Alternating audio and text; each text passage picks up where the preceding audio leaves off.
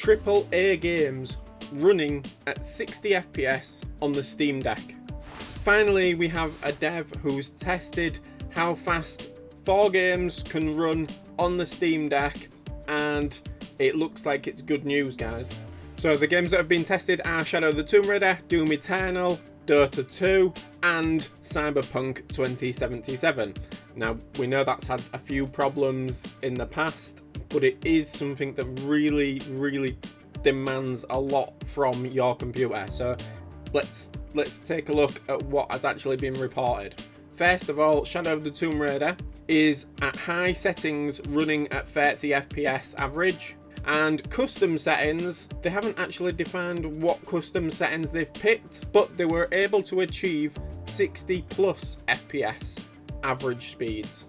Doom Eternal on custom settings was averaging about 46 FPS, and on the low settings, so this is where they, custom, and what is custom? Who knows? The low settings, 60 FPS average. Dota 2, at the high settings was 47 FPS, and the lower settings, 80 FPS. Now obviously the screen can't do 80 FPS, it can only do 60. Oh. And Cyberpunk 2077, like I say, I don't know how much I'd expect for that game to be running at 60 frames per second, but the high settings, which is the only one they tested it at, were running average 20 to 30 FPS, which I would say low settings, due to the fact that Shadow was, 30 plus FPS. You might be talking about 50 FPS, maybe a bit higher.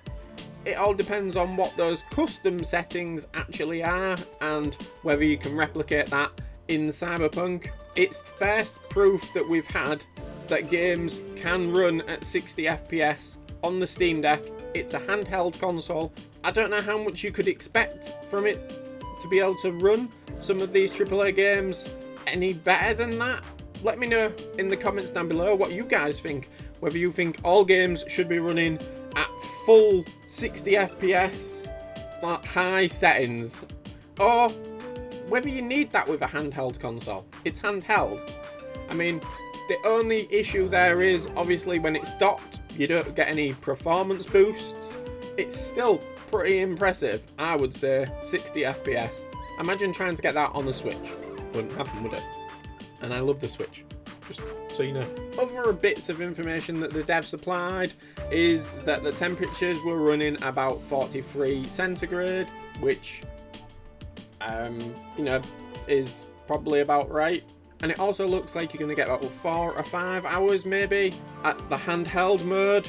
And that's, again, really good. Considering we would, it was between 2 and 8 hours. Let me know what you think in the comments down below there, and whether you're hyped for these speeds that we're getting, the 60 on low settings or medium settings, depending on what the game is, or, 80 FPS on low settings on one of the games. What do you think to it? Let me know.